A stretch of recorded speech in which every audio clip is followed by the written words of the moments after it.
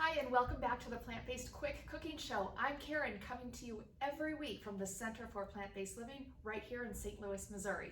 Okay, this week I have kind of an oldie but a goodie. I love salsas and, okay, really, I'm like everybody. I like anything I can dip a chip into, right?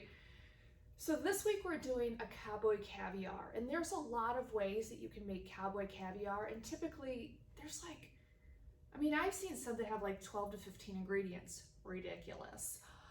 And because we just do 7 ingredients or less every Tuesday, I wanted to choose this top 7 flavors that I always like to have in my Cowboy caviar.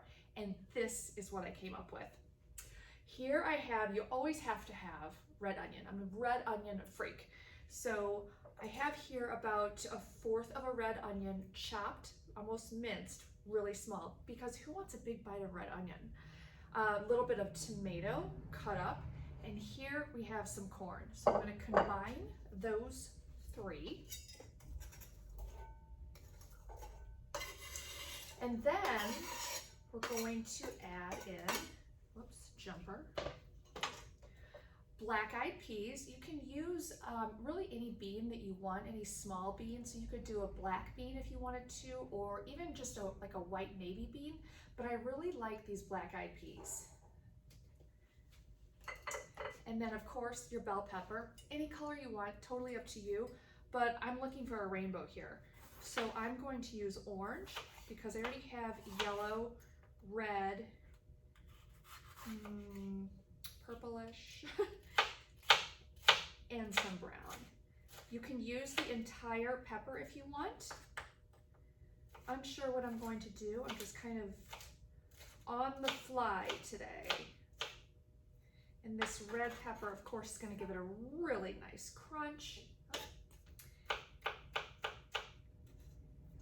There we go. And of course, it's a nice sweet flavor as well, which is just what we're looking for to kind of offset all of our flavors.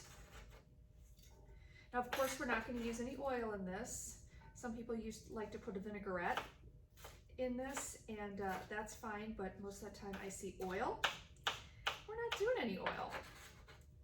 And I think that I'm just going to add this whole entire pepper. There we go. Okay, done.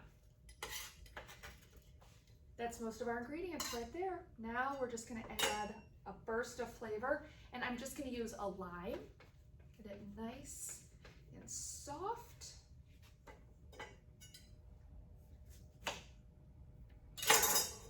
Get a bowl and take your your juicer, green and green, and remember, flat side down.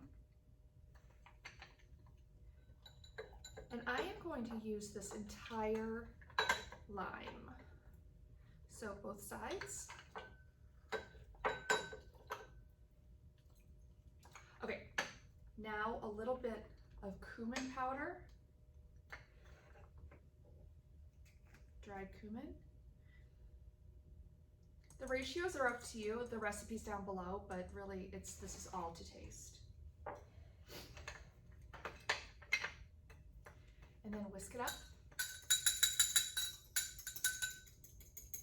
There won't be too much in there, but just enough. It's really potent because it's just straight lime and cumin. And then mix it up.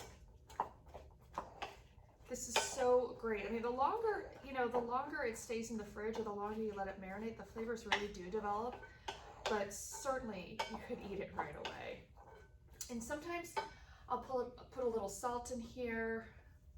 I mean, that was like a half of a pinch. You certainly don't need to do that if you don't want to. Okay, it's so pretty, it's so pretty, it's so pretty. And how do you eat this? With chips, of course. And what kind of chips? Your own chips. Make those suckers. Several videos back, we made tortilla chips, corn chips, out of corn tortillas.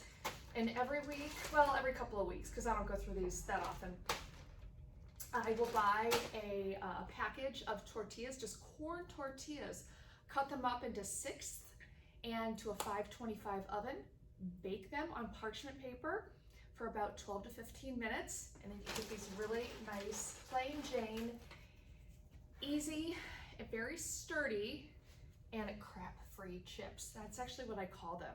The video is crap-free tortilla chips, or you could go to the website and see the video or see the recipe. And just scoop it up and eat it. Thanks for joining me this week, and if you're in the area, come to a class. The shop is open, or catch us online at cpbl-stl. I know that's long, it's annoying, but there's also a link down below. We always have virtual classes. Join me sometime. Until then, see you next week. Take care.